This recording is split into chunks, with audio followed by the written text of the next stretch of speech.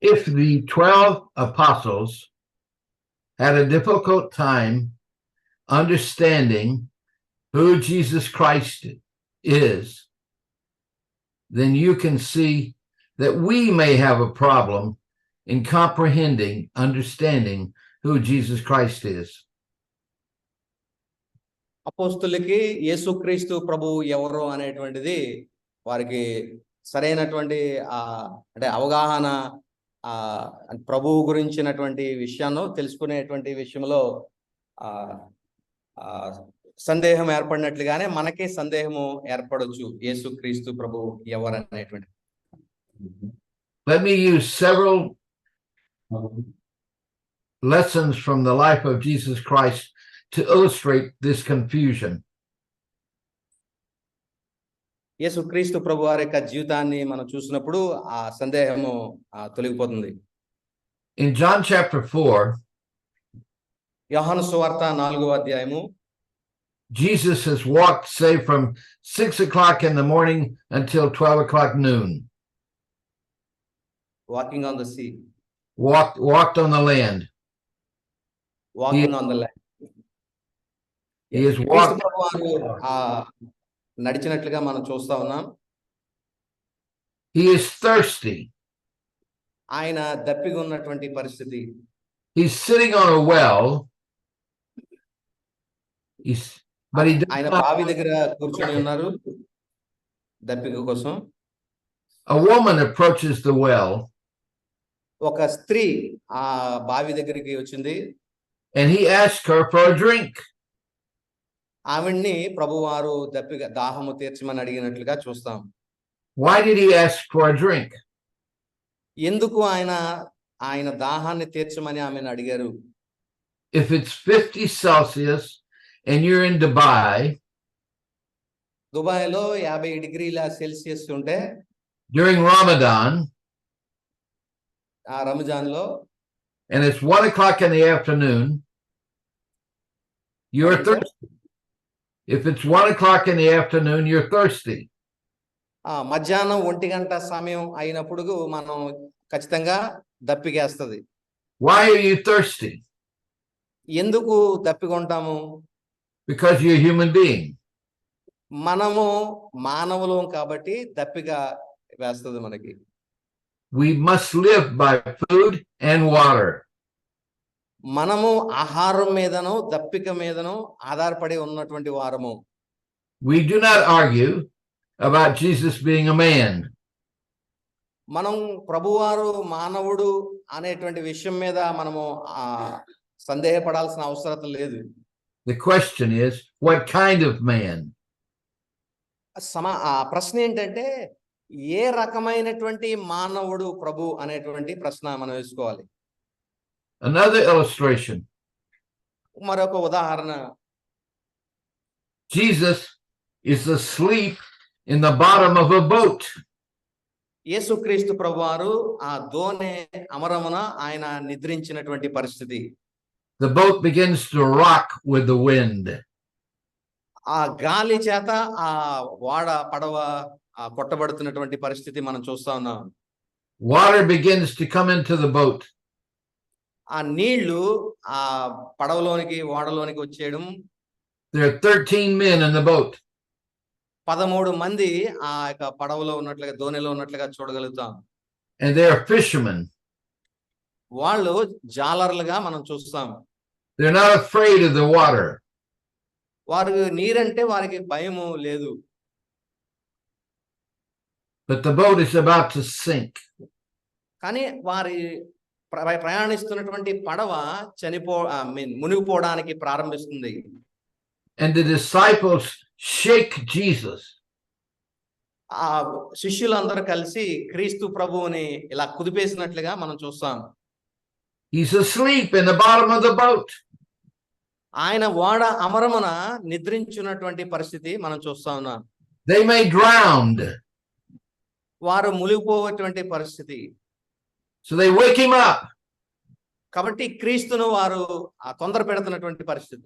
And they say to him, వారు ఆయనతో చెప్తా ఉన్నారు, don't you care that we perish? మేము నశించిపోతుంటే నీకు చింత లేదా అనేటువంటి మాట వారు ప్రభుతో చెప్తా ఉన్నారు. He stands up ప్రభువు నిలబడి and he speaks. వారితో మాట్లాడుతా ఉన్నారు. He speaks to the wind. ఆయన గాలి సముద్రంతో కూడా మాట్లాడినట్లుగా మనం చూస్తా ఉన్నాం. He speaks to the waves. ఆయన అలలతో మాట్లాడినట్లుగా మనం చూస్తా ఉన్నాం. And they obey him. అవన్నీ కూడా ప్రభువుకి ఆ విధేయత చూపుతున్నట్లుగా మనం చూస్తా ఉన్నాం. The men are shocked. అక్కడ ఉన్నటువంటి శిష్యులందరూ కూడా ఆశ్చర్యానికి గురయ్యారు. What do they say? వారు ఏమై చెప్పారు ప్రభుతోటి? What manner of man is this? ఈయన ఏ రకమైన మనుష్యుడో అని. Is he only a man? ఆయన మానవుడు మాత్రమేనా? If he's only a man, how will the waves obey him? ఆయన ఒక్క మానవుడే అయితే ఈ అలలన్నీ కూడా ఆయనకు ఎందుకు లోబడతా ఉన్నాయి? How will the rain cease?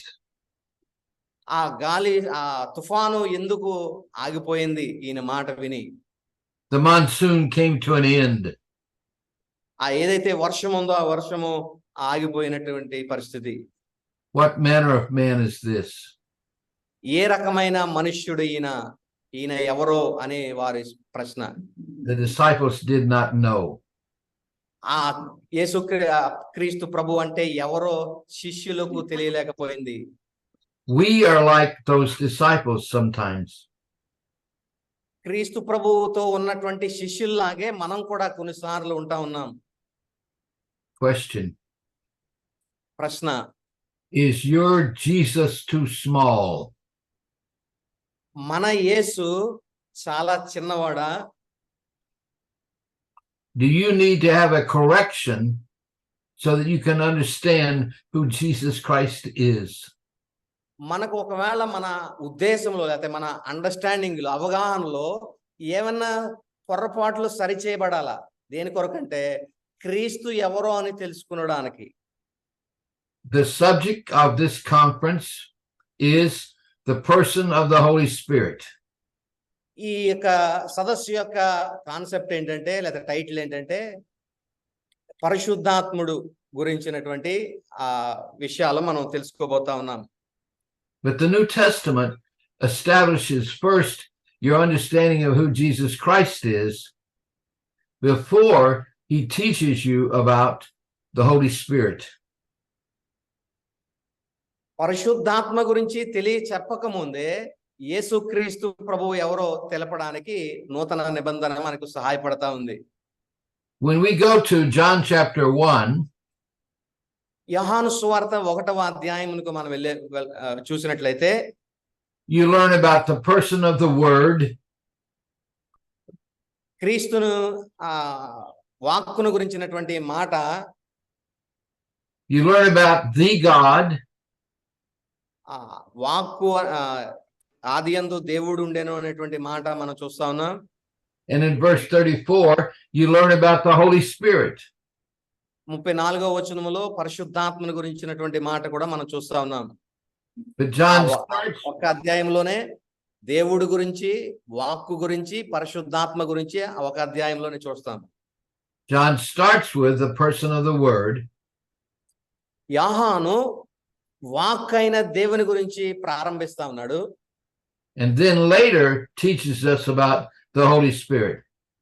తర్వాత పరిశుద్ధాత్మను గురించినటువంటి మాట ఆయన బోధిస్తున్నట్లుగా మనం చూస్తా ఉన్నాం. So I will follow that pattern. ఆ నమూనానే నేను కూడా ఫాలో అవ్వడానికి ఇష్టపడతా ఉన్నాను. Now I want to use 3 illustrations speaking about God. దేవుని గురించి వివరించడానికి 3 ఉదాహరణలు నేను తీసుకోవడానికి సిద్ధపడతా ఉన్నాను. The first is monotheism. మొట్టమొదటిది మోనోథియిజం. One person, one nature. ఒక వ్యక్తి, ఒక స్వభావము. For example, you could draw a circle. ఉదాహరణకి మనం ఒక వృత్తాన్ని గీసి divided in half, ఆ వృత్తాన్ని సకానికి మనము విభాగిస్తే, and on one side put the person and then put the word nature on the other. ఒక భాగంలో వ్యక్తి దేవుడి గురించి, రెండవ భాగంలో స్వభావం గురించి మనం రాసుకోగలిగినట్లయితే, we can give that a name. దానికి ఒక పేరు మనం పెట్టాలి అనుకుంటే, Jewish monotheism. యూదుల monotheism, Jewish monotheism. Okay. Second illustration. రెండవ ఉదాహరణ, not one circle but 3 circles. ఒక సర్కిల్ కాదు, ఈసారి 3 circles. Divide each one in half. ఒక్కొక్కటి దాన్ని సకానికి సగం మనం చేస్తే, and on the left side put Father. ఒక సర్కిల్లో సకాన్ని చేసి ఎడమ వైపు then nature. రెండవ దాంట్లో ఆ స్వభావం గురించి. then you put Son and nature. రెండవ సర్కిల్లో సకానికి చేసి ఒక పక్కన కుమారుడు, రెండో పక్కన స్వభావము. and then the Holy Spirit and nature. మూడో సర్కిల్లో సకానికి చేసి ఒక పక్కన పరిశుద్ధాత్ముడు, మరొక పక్కన స్వభావము. in that illustration, ఆ ఉదాహరణలో you have 3 persons, the Father, the Son, and the Holy Spirit. ఈ ఉదాహరణలో 3 వ్యక్తులు మనం చూస్తా ఉన్నాం. తండ్రి అనే దేవుడు, కుమారుడు అనే దేవుడు, పరిశుద్ధాత్మ దేవుడు. but they have 3 distinct natures. కానీ ఈ 3 సర్కిళ్ళు విడివిడిగా ఉన్నాయి కాబట్టి ఈయన నేచర్ వేరు, స్వభావం వేరు, రెండవ వాని స్వభావం వేరు, మూడవ వాని స్వభావం వేరుగా మనం చూస్తున్నాం. 3 వేరు వ్యక్తులు, వేరు స్వభావం. That's called tritheism. ఇది ట్రైథియిజం అనేటువంటి మాట. మోనో అంటే ఒకటి, ట్రై అంటే 3. ట్రైథియిజం. 3 distinct gods. 3 విభిన్నమైనటువంటి దేవుళ్ళు. I do not believe that. ఇది కూడా వాస్తవం కాదు. మొదటి మోనోథియిజం వాస్తవం కాదు, ట్రైథియిజం కూడా వాస్తవం కాదు. Hinduism has many gods. హైందవ విధానంలో చాలా కోట్ల కొలది దేవుళ్ళు మనం చూస్తా ఉన్నాం. I have heard it said by Indians. Christians teach a plurality of gods. క్రైస్తవులు ప్లూరాలిటీ అంటే ఒకటి కన్నా ఎక్కువ దేవుళ్ళ గురించి చెప్తా ఉంటారు. I do not teach that there are 3 distinct gods with 3 distinct natures. 3 విభిన్నమైన దేవుళ్ళు కాదు, లేదా 3 విభిన్నమైన దేవుళ్ళకి 3 విభిన్నమైన స్వభావాలు ఉన్నాయని కూడా అది తప్పు అండి. I want to use the third illustration. మూడవ ఇల్లస్ట్రేషన్ ఏంటంటే, ఉదాహరణ ఏంటంటే, so you draw a circle, ఒక సర్కిల్ గీసి, and you put outside of the circle underneath it the name God. ఆ సర్కిల్ కింద దేవుడు అనేటువంటి మాట మనం పెట్టుకుంటే, then you put a triangle inside of the circle. ఆ సర్కిల్లో పట్టేటువంటి ఒక త్రిభుజాన్ని లోపల మనం గీసుకున్నట్లయితే, on the left side of the circle you put the word God. కాబట్టి 3 భాగాల్లో లోపల చిన్న చిన్నవి ఏర్పడతాయి. అందులో ఒకటి ది గాడ్, దేవుడు. On the right side the word. తర్వాత భాగంలో దేవుడు, వాక్ అయిన దేవుడు. and then underneath it you put the Holy Spirit. కింద భాగంలో పరిశుద్ధాత్మ దేవుడు అని మనం రాసుకోవచ్చు. Now the triangle is common to all 3 persons. ఈ ట్రయాంగిల్ అనేటువంటిది, త్రిభుజం అనేటువంటిది 3 వ్యక్తులకు సమానంగా ఉంటుంది. అంటే అది దాన్ని స్వభావము, మానవ స్వభావం అని పెట్టుకుంటే, దైవిక స్వభావం మనం పెట్టుకుంటే, ఈ దైవిక స్వభావము తండ్రి అయిన దేవుడికి, కుమారుడికి, పరిశుద్ధాత్మ దేవుడికి ఒకటే. So we call that triangle the common divine nature. ఈ యొక్క ట్రయాంగిల్ మనం ఏమని పిలుస్తామంటే ఉమ్మడి దైవిక స్వభావము. Now what do we name this illustration? ఈ ఇలస్ట్రేషన్ ని మనము ఈ ఉదాహరణ ఏమని మనం పిలచంటే Trinitarian monotheism. త్రిత్వ మోనోథియిజం అనే మాట మనం ఉపయోగించవచ్చు. త్రిత్వ మోనోథియిజం. So I believe in one God మనము ఒక దేవుడు ఒక్కడైన మనం నమ్ముతాం. who exists in three persons. ఆయన దేవుడు మూడు రకాలుగా ఎగ్జిస్ట్ అవుతున్నాడు, ఉనికిని కలిగి ఉన్నాడు అని మనం నమ్ముతాం. Sharing a common divine nature. ఆ ముగ్గురికి ఉమ్మడి దైవిక స్వభావం కలిగి ఉన్నారు ముగ్గురు కూడా. The question is, ఆ ప్రశ్న ఏంటంటే what does the Gospel of John teach? యోహాను సువార్త దీని గురించి ఏం చెప్తా ఉంది? Your argument is not with me. ఆ ఆర్గ్యుమెంట్ ఈ చెప్తున్నటువంటి వ్యక్తితో కాదు, లేదా బాబు గారితో కాదు, కానీ Years ago, when I first came to India in 1985, 1985లో నేను మొదటిసారి ఇండియాకి వచ్చినప్పుడు I learned an Indian English phrase. ఇండియాకి సంబంధించిన ఒక ఇంగ్లీష్ మాటని, సెంటెన్స్ ని నేను నేర్చుకున్నాను. I have a doubt. I have a doubt అనే మాట నేను నేర్చుకున్నాను. I had to learn that meant I have a question. Actually అది మనం డౌట్ అని అంటాం, కానీ యాక్చువల్ అనాల్సింది నాకు ఒక ప్రశ్న ఉంది అని అనాలి, కానీ డౌట్ సందేహం అని అంటాం. So what is my doubt? నా డౌట్ ఏంటంటే Who is Jesus Christ? యేసుక్రీస్తు ఎవరు? And that's the most important question. ఇది అత్యంత ప్రాముఖ్యమైనటువంటి ప్రశ్న. So let's begin in John's Gospel. యోహాను సువార్తను మనం గనక ప్రారంభించితే చూస్తే I'll share some charts with you. మీతో కొన్ని డయాగ్రామ్స్ షేర్ చేసుకుంటాను, charts. And fortunately, Vijay is bilingual. నేను వీటిని కొంచెం తెలుగులో కూడా తర్జుమా చేయడం జరిగింది. And he has given us the Telugu and the English interpretation. ఇందులో ఇంగ్లీషు తెలుగు విషయాలు కూడా కొన్ని చార్ట్స్ లో మీరు చూడగలుగుతారు. Now, when you begin John chapter 1, యోహాను సువార్త మొదటి అధ్యాయం మనం చూస్తున్నప్పుడు there are 5 verses. 5 వచనాలు మొదటి అధ్యాయంలో మనం చూస్తే It's one long sentence.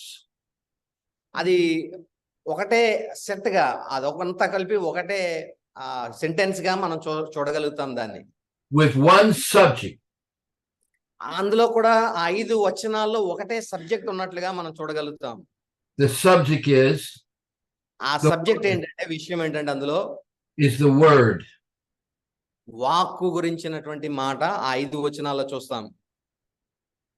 And so this would illustrate 12 claims about the person of the word. You click the play button, sir. Play button. Play? Okay. It will be enlarged. Play. Okay. Play slideshow. Okay. Okay, మొదటి slide గనక మీరు చూస్తే వాక్కు గురించి వచనాల్లో ఈ విషయాలన్నిటినీ మనం చూడగలుగుతాం. 12 స్టేట్మెంట్స్ వాక్కు గురించిన మాటలు. So the first thing that John says is, prior to the beginning, the word already existed. ఆది కన్నా ముందుగానే, ఆరంభానికన్నా ముందుగానే వాక్కు అయిన దేవుడు ఉనికిలో ఉన్నాడు అనే మాటను మనం చూస్తాం. ఆది యందు వాక్యము, Eternal existence. నిత్యమైన ఉనికిని కలిగి ఉన్నాడు ఆయన, వాక్కు అయిన దేవుడు. When you ask the question, who is Jesus Christ? యేసుక్రీస్తు ఎవరు అని మనం ప్రశ్నిస్తే, John says, the first thing I want you to know is that he has always existed. యేసు ఎవరు అనే ప్రశ్నకు యోహాను ఇచ్చే సమాధానము, ఆయన ఎల్లప్పుడూ ఉనికిలో ఉన్నాడు అనే మా ఆన్సర్ ఇస్తా ఉన్నాడు యోహాను. So he says a simple phrase. ఒక చిన్న మాట చెప్తున్నాడు. Prior to the beginning, ఆది కన్నా ముందే the word already existed. వాక్కు ఆల్రెడీ అక్కడ ఉనికిలో ఉంది, వాక్ అయిన దేవుడు. I'll give you time to draw the chart. Are they taking notes, Vijay? Yes, sir. Okay. So they need time to draw the chart, right? Later I will give them the printouts, sir. You carry on. Oh, okay. You're going to give them printout. Okay. So they can copy it later. So the first question we have to ask is, what is the relationship of the word to the beginning? ఆదికిని యేసుక్రీస్తు ప్రభు walk అయిన దేవునికిని సంబంధం ఏంటి అనేది మనం చూస్తాం. So John says, he asked one of three questions. యోహాను ఈ ప్రశ్నకు సమాధానం చెప్తా ఉన్నాడు. Did the word come into existence after the beginning? ప్రారంభం అయిన తర్వాత వాక్కు ఉనికిలోనికి వచ్చాడా, లేకపోతే దానికి ముందే ఉన్నాడా ఉనికిలో? Did the word come into existence simultaneously with the beginning? ఆరంభం లేకపోతే సృష్టి ఆరంభంతో పాటే యేసుక్రీస్తు ప్రభు ఉనికిలో ఉన్నాడా? Or does the word always exist prior to the beginning? లేదా సృష్టి ఆరంభం లేకపోతే ప్రారంభం కన్నా ముందుగానే ఆయన ఉనికిలో ఉన్నాడా? 3 ప్రశ్నలు. ముందే ఉన్నాడా, సృష్టితో పాటు ఉన్నాడా, సృష్టి తర్వాత ఉన్నాడా? What is John's question answer? యోహాను ఇచ్చేటువంటి సమాధానం ఏంటంటే, prior to the beginning, ప్రారంభానికన్నా ముందే దేవుడు ఉనికిలో ఉన్నాడు. the word already existed. వాక్కు అప్పటికే ఉనికిలో ఉండడం. Whatever you say about Jesus Christ, క్రీస్తు గురించి ఏమి చెప్పినప్పటికీ, you must answer, he always existed. మనం చెప్పాల్సిన సమాధానం ఏంటంటే, ఆయన ఎల్లప్పుడూ ఉనికిలో ఉన్నాడు. I was born on April the 14th, 1941. 1941లో April నెల 14వ తారీఖున సార్ పుట్టారు. I am now 82. ఆయన ప్రస్తుత వయసు 82 సంవత్సరాలు. I am not eternal. నేను నిత్యత్వము ఉండేవాడిని కాదు. I began to exist. నేను ఉనికిలో ఉండేది ఎప్పుడంటే 42 నుంచి ఉనికిలో ఉన్నాను. But the word always existed. కానీ వాక్ అయినటువంటి దేవుడు అలా కాదు, ఆయన నిత్యము ఉనికిలో ఉన్నాడు. This is a characteristic, an attribute that belongs only to deity. ఇది దైవత్వానికి సంబంధించిన ఒక గుణ లక్షణంగా మనం చూస్తా ఉన్నాం. మనుషులకి ఇది సాధ్యం కాదు, దైవత్వానికే సాధ్యపడుతుంది. The first claim in John's gospel is that the person of the word has eternal existence. కాబట్టి మొట్టమొదటి ఆ విషయము, వాక్కును గురించినటువంటి విషయం ఏంటంటే, ఆయన నిత్యత్వము ఉనికిలో ఉన్నాడు అనేటువంటి విషయాన్ని నిరూపిస్తా ఉన్నాడు. It's the only attribute that we know as we begin John's gospel. యోహాను సువార్త మనం ప్రారంభించినప్పుడు ఈ ఒక్క గుణ లక్షణాన్ని మనము అర్థం చేసుకోగలుగుతాం ప్రభుని గురించి. Okay. Now, వాక్కును గురించి. so here is an illustration. ఇక్కడ మనం చూస్తే ఒక ఉదాహరణ. We know one attribute about the person of the word. వాక్కును గురించిన ఒక అట్రిబ్యూట్ లేదా గుణ లక్షణము ఇక్కడ మనం చూడగలుగుతా ఉన్నాం. ఏంటంటే అది Eternal existence. శాశ్వతమైన ఉనికిని కలిగి ఉన్నాడు వాక్కు. We don't know anything else yet. ఇంకా మరిన్ని విషయాలు మనకు తెలియవు, కానీ ప్రస్తుతానికి వాక్ అయిన దేవుడు నిత్యత్వం ఉనికిలో ఉన్నాడు అనే విషయం తెలుస్తుంది. Now, I need an illustration that allows me to show more than one person.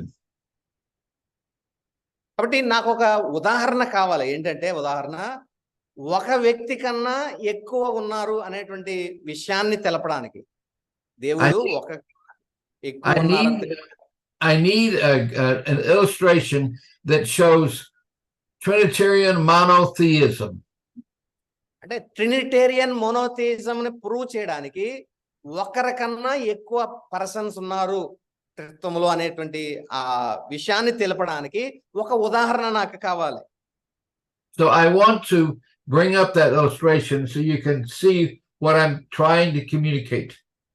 ఆ ఇలస్ట్రేషన్ ఇప్పుడు నేను మీకు చెప్తా ఉన్నాను కాబట్టి ఆ విషయం సత్యం మీకు అర్థమవుద్ది. Now here we have the circle again with the triangle. ఇక్కడ చూస్తే ఆ సర్కిల్ అనేటువంటిది మనం చూస్తున్నాం. సర్కిల్ లోపల ఒక ట్రయాంగిల్ ఉంది. So we have the God is one God. The full circle is representing God. ఆ ఫుల్ సర్కిల్ అనేటువంటిది దేవుడు. ఆ దేవుడిని ఎన్ని రకాలుగా ఆయన ఎగ్జిస్ట్ అయ్యాడంటే 3 విధాలుగా: the God, the Word and Holy Spirit. వాక్కు అయిన దేవుడు, ది గాడ్ దేవుడు, హోలీ పరిశుద్ధాత్మ దేవుడు. So we have the first person known as the word. మొదటి వ్యక్తి అక్కడ వాక్కు అయిన దేవుడు. We have a second person known as the God. రెండవ వ్యక్తి అక్కడ ది గాడ్ దేవుడు. And then at verse 34 we have the Holy Spirit mentioned. 34వ అధ్యాయంలో వచనములో పరిశుద్ధాత్మ దేవుడు అనేటువంటి మాటను కూడా మనం చూస్తున్నాం. 1:34. Now in the first verse of John's Gospel, మొదటి అధ్యాయం మొదటి వచనములో యోహాను సువార్త, there are 2 definitions for the word God. దేవుడు అనే పదానికి 2 నిర్వచనాలు అక్కడ మనం చూస్తా ఉన్నాం. One references the first person of the Trinity. మొదటి డెఫినిషన్ ఏంటంటే త్రిత్వములోని ఒక విషయాన్ని లేకపోతే దేవుణ్ణి తెలపడానికి దేవుడు అనేటువంటి మాట ఉపయోగింపబడింది. The God. ది గాడ్ అనేటువంటి పదం. Second, రెండవది the word is God in nature. స్వభావములో దేవుడు అనే విషయాన్ని మనం చూస్తా ఉన్నాం. మొదటిది వ్యక్తి దేవుడు, రెండవది స్వభావము దేవుడు అనేటువంటి సత్యాన్ని మనం చూస్తున్నాం. In India you learn the name Vijay. ఇండియాలో మరి ఈ పదం మనకి తెలుస్తుంది, విజయ్ అనేటువంటి పదం పేరు. I have a Telugu friend who's named Vijay. తెలుగులో I have a Tamil friend named Vijay. తెలుగులో విజయ్ ఉంటాడు, తమిళ్లో విజయ్ ఉంటాడు. They are spelled exactly the same. ఆ స్పెల్లింగ్ కూడా మనం చూస్తే తమిళ్లో అయినా తెలుగులో అయినా ఏదైనా But they ఒకటే స్పెల్లింగ్ వస్తుంది. They reference 2 different persons. కానీ వ్యక్తులుగా మాత్రం ఈ తమిళ్లో ఉన్నటువంటి విజయ్ అదే తెలుగులో ఉన్నటువంటి విజయ్ ఇద్దరు వేరు. When the Bible uses the word God, బైబిల్లో దేవుడు అనే పదం ఉపయోగింపబడినప్పుడు sometimes he means the first person of the Godhead. కొన్నిసార్లు ఆ దేవుడు అనే పదం త్రిత్వములోని మొదటి వ్యక్తి గురించి ఉపయోగించవచ్చు దేవుడని. Sometimes he means the nature of God. కొన్నిసార్లు అది దేవుని యొక్క స్వభావాన్ని గురించి అది ఉపయోగించవచ్చు దేవుడు అనే పదం. Power, for example. పడండి సార్.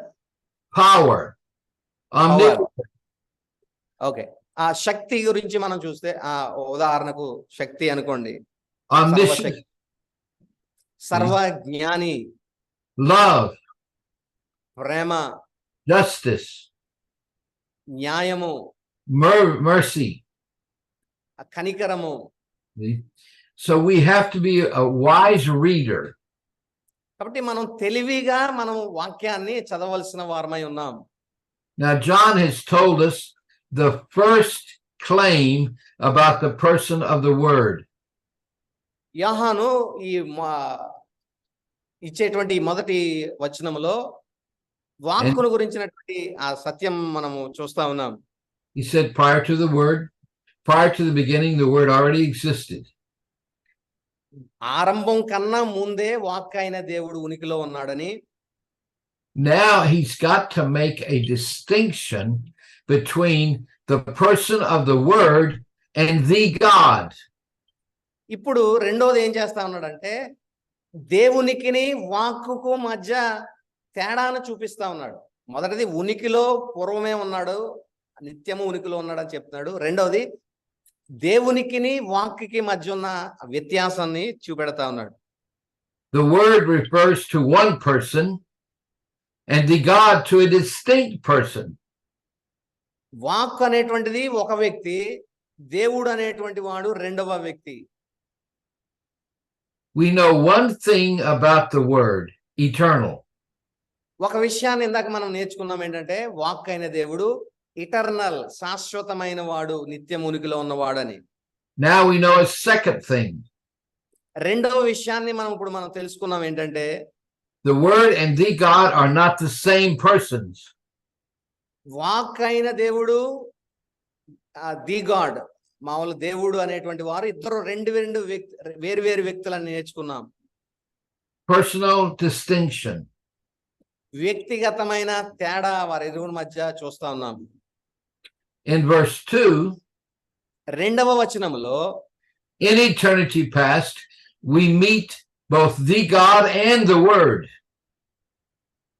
శాశ్వతమైన కాలములో, అనాది కాలములో మనం చూస్తే ఈ ఇద్దరు వ్యక్తులను మనం చూస్తా ఉన్నాం. ఎవరెవరంటే వాక్ అయిన దేవుడు, ఆ దేవుడిని మనం చూస్తా ఉన్నాం.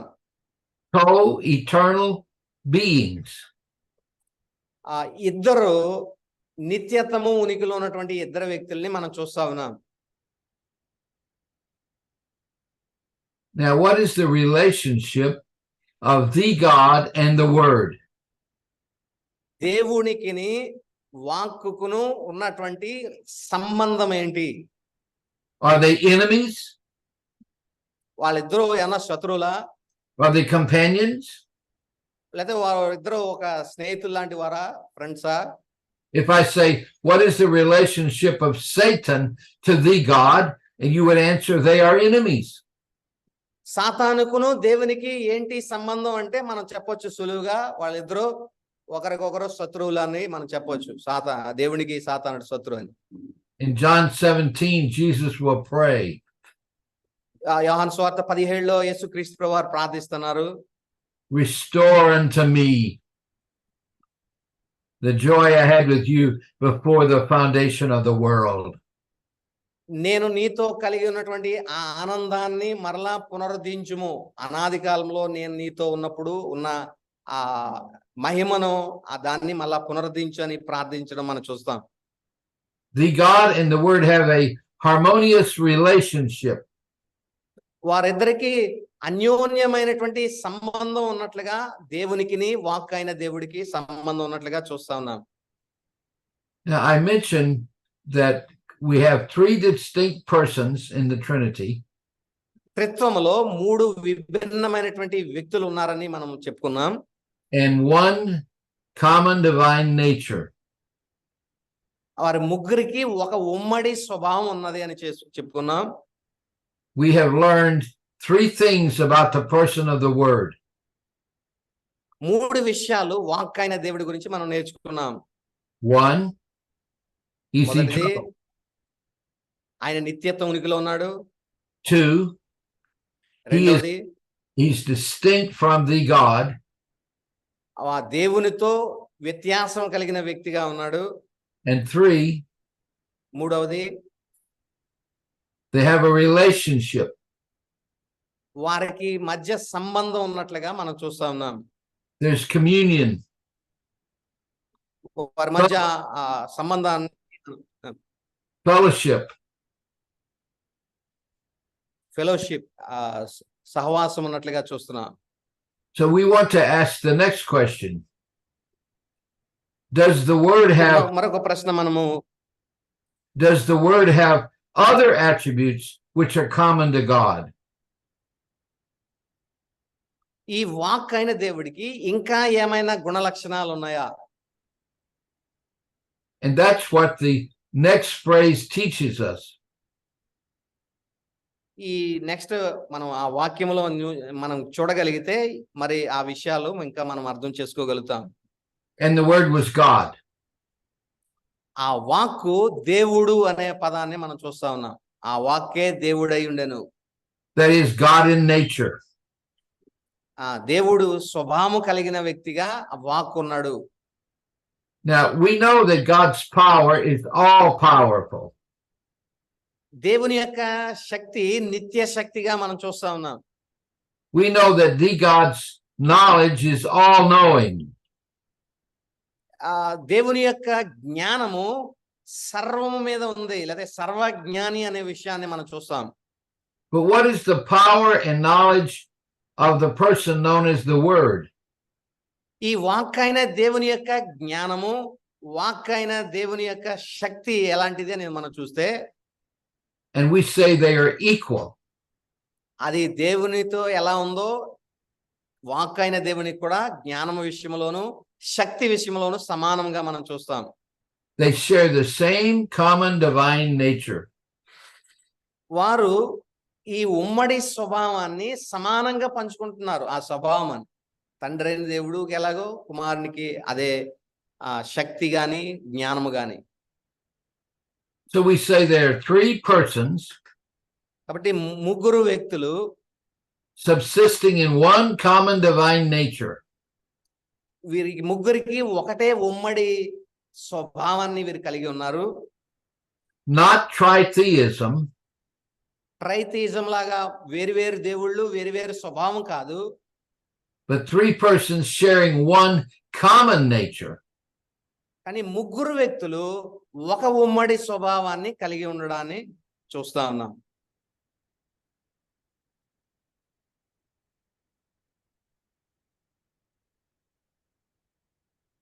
Are they understanding what we're saying? Yes, sir. అర్థమవుతుందండి చెప్పిన ఇప్పటి వరకు చెప్పిన విషయాలు? Okay. Do they have a question? ఇక్కడ వరకు ఉన్న దాంట్లో ఏమన్నా ప్రశ్న కానీ ఏమన్నా ఉన్నాయా మీకు? ప్రస్తుతము చెప్పిన విషయాల వరకు దేవుడు త్రిత్వము అనే విషయంలో ఏమన్నా ప్రశ్నలు సందేహాలు ఏమన్నా ఉన్నాయా? One question sir.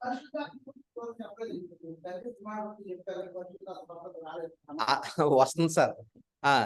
One of the pastor is asking, you didn't speak anything about the Holy Spirit up to now. You have told about the Father, the God and the Word. What does John the Apostle do? Sorry, మీ ప్రశ్నకు సమాధానము pastor గారు, మీ ప్రశ్నకు సమాధానం. ఇప్పుడు వరకు చెప్పిన విషయాల్లో యోహాను సువార్తలో పరిశుద్ధాత్మ గురించిన ప్రస్తావన ఇప్పుడు వరకు వచ్చిందా? ఇంకా రాలేదు. కాబట్టి వచ్చినప్పుడు చెప్తారా? Okay sir. Yeah, I'm following the example of the Apostle John. అపోస్తలుడైనటువంటి యోహాను ఏదైతే చెప్తున్నాడో ఆయన చెప్పిన విషయాన్ని మనం ఫాలో అవుతున్నాం ఇప్పుడు దాకా. At verse 34, he introduces the Holy Spirit. 34వ వచనములో పరిశుద్ధాత్మను గురించిన ప్రారంభం అక్కడ యోహాను ఇచ్చినట్లుగా చూస్తున్నాం. Not at verse 1. కాబట్టి మొదటి 5 వచనాల్లో ఈ పరిశుద్ధాత్ముడు మనకి ఇంకా రాలేదు. 34వ వచనంలో ఆయన గురించి. If you don't know who Jesus Christ is, you don't need to know the Holy Spirit. క్రీస్తుని గురించిన అవగాహన మనకి లేకపోతే పరిశుద్ధాత్మ గురించి మనకి తెలుసుకుని కూడా వ్యర్థమే. ఇంకా Your Savior is the Lord Jesus Christ. You need to know who he మనల్ని is. రక్షించేది మనకి విమోచకుడు ఎవరంటే యేసుక్రీస్తు ప్రభువారు. Now Jesus Christ is, now the question is, we know that Jesus, the Word has eternal existence. Does he have other attributes that are common with God? సరే, దేవునికి ఉన్న గుణ లక్షణాల్లో ఇంకా వాక్ అయిన దేవునికి ఉన్నటువంటి లక్షణాలు ఏమైనా మనం చూడగలుగుతామా? దేవునికి ఏమేమి గుణ లక్షణాలు ఉన్నాయో వాటిల్లో సమానంగా వాక్ అయిన దేవునికి ఇంకా ఏమన్నా ఉన్నాయా? So the question is, does John give us an illustration that shows that the word is all powerful? ఈ వాక్కైన దేవుడు సర్వశక్తుడు అని తెలియచెప్పడానికి యోహాను ఏ రకమైనటువంటి ఉదాహరణ మనకి ఇచ్చాడు? Does John give us an illustration that shows that the word is omniscient? సర్వజ్ఞాని అని తెలియచెప్పడానికి యోహాను వాక్కును గురించి ఏ రకమైనటువంటి ఉదాహరణ మనకి ఇచ్చాడు? Will you allow the Holy Spirit to guide your thinking? పరిశుద్ధాత్మ దేవుడు మీ యొక్క ఆలోచనను గైడ్ చేయడానికి మీరు అనుమతిస్తారా? The author of the Bible is the Holy Spirit. ఈ బైబిల్ యొక్క ఆథర్ లేకపోతే గ్రంథకర్త ఎవరని మనం అడిగితే పరిశుద్ధాత్మ దేవుడు అని మనం చెప్తాం. Let us submit to the reasoning of the Holy Spirit. ఆ పరిశుద్ధాత్ముడు ఇచ్చినటువంటి రీజనింగ్ కి మనం కట్టుబడి ఉందాం. ఆయన ఎలా నడిపిస్తున్నాడో అలా మనం నడుచుకుందాం బైబిల్ ఆధారంగా. Now, in verse 3 of John 1, 1వ అధ్యాయము 3వ వచనంలో మనం చూస్తే, what claim is made about the person of the word? ఈ వాక్ అయిన దేవునికి యోహాను ఇచ్చినటువంటి మరొక క్లెయిమ్ లేకపోతే నిరూపించడానికి ఏ విషయాన్ని అక్కడ ఉదాహరించినట్లుగా మనం చూస్తున్నాం 3వ వచనంలో. Who is the creator of all things? Creator of all things లేకపోతే ఆ విషయాలన్నిటినీ నిర్మించినటువంటి వ్యక్తి ఎవరు? అక్కడ అన్నిటినీ కలుగు చేసినటువంటి వ్యక్తి. Is it the Father? తండ్రి అయిన దేవుడు ఈ విషయాలన్నీ కలుగు చేశాడా? Is it the Holy Spirit? పరిశుద్ధాత్మ దేవుడు ఈ విషయాలన్నీ కలుగు చేశాడా? సమస్తము ఆయన ద్వారా కలిగిన మాటలో. Or is it the person of the word? లేదా వాక్ అయిన దేవుడే వీటినన్నిటినీ సృజించాడా? సృష్టినంతటిని. I hear all the time that God the Father created all things. నేను విన్న విషయం ఏంటంటే తండ్రి అయిన దేవుడే సమస్తాన్ని కలుగు చేశాడు అని మనం వింటా ఉన్నాం. Why do I hear that? ఎందుకు ఈ విషయాన్ని మనం వింటున్నాం? Because the preachers are ignorant of the word of God. కాబట్టి ఎందుకు ఇలా వింటున్నామంటే చెప్పేటువంటి వారు అలాగే చెప్తున్నారు కాబట్టి, దేవుని గురించిన సత్యం వారికి తెలియకుండా ఆ రకంగా చెప్తున్నారు కాబట్టి మనం ఆ రకంగా వింటున్నాం. What does John 1:3 teach? 1వ అధ్యాయం 3వ వచనం ఏం చెప్తుంది యోహాను సువార్త?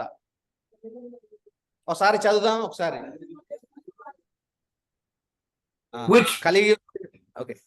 Which person of the Trinity is attributed with creating all things?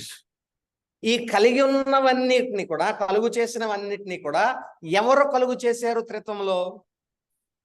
Does it say the God created all things? దేవుడు ఈ విషయాలను అంటే త్రిత్వంలో మొదటి వ్యక్తి అయిన దేవుడు ఈ విషయాలను కలుగు చేశాడా? Does it say the Holy Spirit created all things? లేదా పరిశుద్ధాత్మ దేవుడు ఈ విషయాలన్నిటిని కలుగు చేశాడా? Or does it say the word creates all things? లేదా వాక్ అయిన దేవుడు ఈ విషయాలని అన్నిటినీ కలుగు చేశాడా? The word created. Yeah. Why? ఎందుకని? This is an illustration that he's omniscient.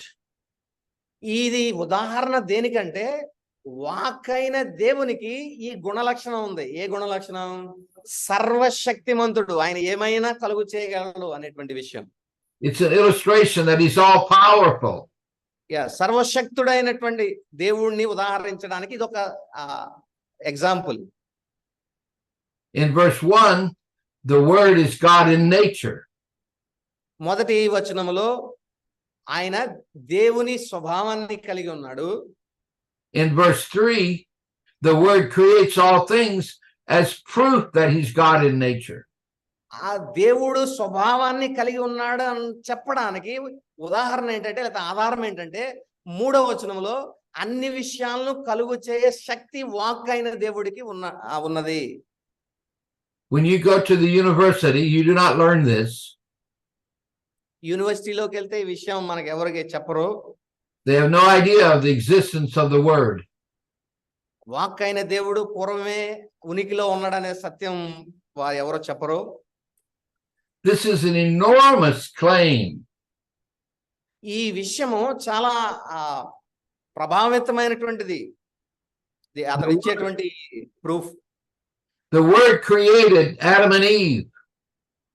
ఆ వాక్ అయిన దేవుడే ఆదామును అవ్వను కలుగు చేసినట్లుగా మనం చూస్తా ఉన్నాం. You know, is VJ good at making animal sounds?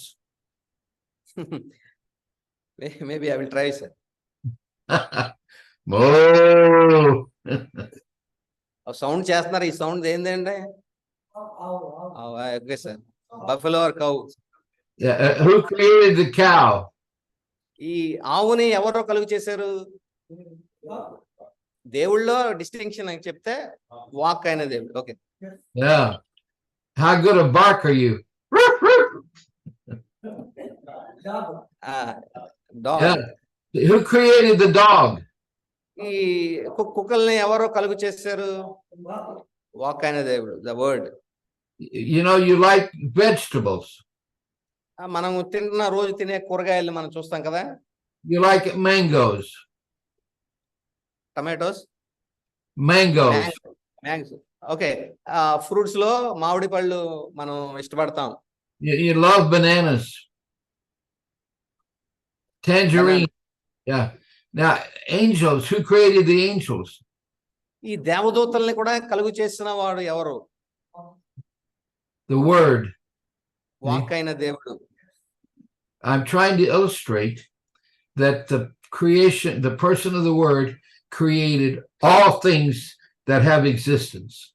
కాబట్టి ఈ విషయాలు సృష్టిలో ఉన్నటువంటి దేవదూతలు గాని, మానవులు గాని, జంతువులు గాని, మిగిలిన అన్నిటిని కూడా కలుగు చేసింది ఎవరంటే వాక్కు అయినటువంటి దేవుడు. ఎందుకంటే సమస్తము ఆయన మూలముగా కలిగెను. Let me take several illustrations from the Gospel of John. యోహాను సువార్తలో ఉండే కొన్ని ఎగ్జాంపుల్స్ దీన్ని ఉదాహరణ ప్రూఫ్ గా మనం చూడొచ్చు. When I was 12 years of age, on Christmas morning, I got shot in the eye with a BB gun. 12 సంవత్సరాల వయసులో క్రిస్మస్ దినాన ఉదయకాల సమయంలో. When I was 40, I lost sight in my right eye. 40 సంవత్సరాల వయసులో నాకు ఒక కన్ను పోయింది కనిపించడం. But in John chapter 9, యోహాను సువార్త 9వ అధ్యాయంలో there is a man who's born blind. ఒక వ్యక్తి పుట్టి గుడ్డివానిగా పుట్టడం మనం చూస్తా ఉన్నాం. He came out of the womb blind. తల్లి గర్భము నుండే ఆయన ఆ వ్యక్తి ఆ గుడ్డివాడిగా మనం చూస్తా ఉన్నాం. He never saw his mother's face. అతను ఎప్పుడు తన తల్లి యొక్క ముఖాన్ని చూడలేదు, ఎందుకంటే కళ్ళు లేవు కాబట్టి. For 30 years, 30 సంవత్సరాలు he never knew what his mother looked like. ఆ తల్లి ఎలా ఉంటుందో కూడా అతనికి తెలియదు. Maybe he ran his finger over her eyes and her face and felt her hair. ఒకవేళ అతను చేసి ఉంటే ఏమంటే తన చేయిని ఇలా ముఖాలను అద్దుకుని తన తలను అద్దుకుని ఈ విధంగా ఏంటి అనేటువంటిది బహుశా చేసుకుని ఉండొచ్చు. He was born blind. పుట్టుకతోనే గుడ్డివాడిగా జన్మించాడు. Jesus spits in the dirt. యేసుక్రీస్తు ప్రభువారు నేల మీద ఆయన ఉమ్ము వేసి, Men spit. ఆ ఉమ్ము వేసిన దగ్గర ఒక బురదలాగా చేసి దాన్ని ఉమ్ముతోటి. John is showing us that Jesus is a man.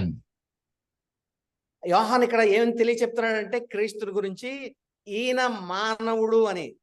దేవుడు దేవుడు ఉమ్ము ఉండేది కాదు, కానీ మానవుడు కాబట్టి ఉమ్ము స్టార్ట్ చేసి Men spit.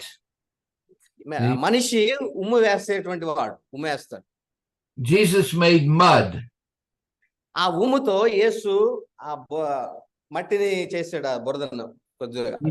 He put it on the eyes of the blind man. ఆ మట్టిని ఈ ఉమ్ముతో తడిపి ఆ ముద్దను ఇక్కడ కళ్ళుకు అప్లై చేసిన తర్వాత He sent him to wash his face. అతనికి తన ముఖాన్ని కడుక్కోమని కోనేరు దగ్గరికి అతన్ని పంపడం జరిగింది. When he washed the mud off, he saw a blue sky for the first time. ఎప్పుడైతే తన ముఖాన్ని కడుక్కున్నాడో అప్పుడు మొట్టమొదటిసారి ఆకాశము నీలి రంగులో ఉండడం అతడు చూడగలిగాడు. He saw the face of his mother for the first time. తన తల్లిని మొట్టమొదటిసారి చూడడం అతడు జరిగింది. How could Jesus Christ put mud as a man on the eyes of a blind man and cause him to see? ఎలాగూ యేసుక్రీస్తు ప్రభువారు ఆ మట్టిలో ఉమ్ము వేసి ఆ మట్టిని కళ్ళకద్ది ఆ వ్యక్తి యొక్క కళ్ళు రావడానికి ఎలాగ ఏం దోహదపడింది క్రీస్తు ప్రభువారు? Jesus Christ is the creator of the eyeball. యేసుక్రీస్తు ప్రభువారు ఈ కన్నుని కలుగు చేసినటువంటి వ్యక్తి. He's the engineer that created the optic nerve. ఈ ఆప్టిక్ నర్వ్ అనేటువంటి దాన్ని కలుగు చేసిన వాడు క్రీస్తు ప్రభువే. He's the creator of the human brain.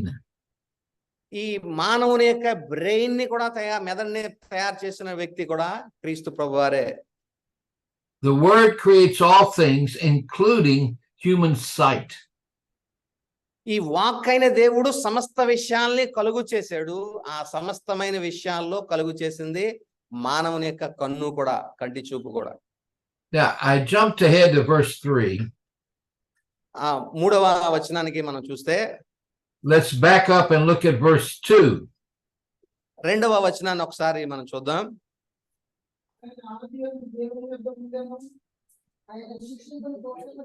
2వ వచనం, 1వ అధ్యాయము 2వ వచనం.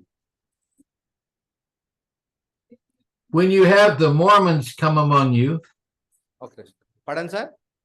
when you have the Mormons come above you, among you, Mormons మీరు ఎప్పుడైనా విన్నారా మార్మన్స్ అని? వాళ్ళు మీ దగ్గరికి వచ్చినప్పుడు here is an error that they teach. వాళ్ళు చెప్పేటువంటి ఒక సత్యాన్ని ఇక్కడ తప్పు విషయాన్ని మనం ఇక్కడ చూడగలుగుతాం. మార్మన్స్ కానీ కొన్ని వేరు పిడి సుందరరావు లాంటి వాళ్ళు కూడా చెప్తా ఉన్నారు. In eternity past, నిత్యత్వము అనాది కాలంలో మనం చూస్తే they have the God creating the word. The God లేకపోతే దేవుడు ఈ వాక్కును కలుగు చేసినట్లుగా వాళ్ళు చెప్తా ఉంటారు. That's a major error. అది చాలా తప్పుడు సిద్ధాంతం అండి. వాక్ అనేటువంటి దాన్ని ఎవరు కలుగు చేయలేదు. కలుగు చేయబడిన వాడు దేవుడే కాదు. Eternal existence, ఆయన నిత్యత్వము ఉనికిలో ఉన్నాడు. this person of the word always exists with the God.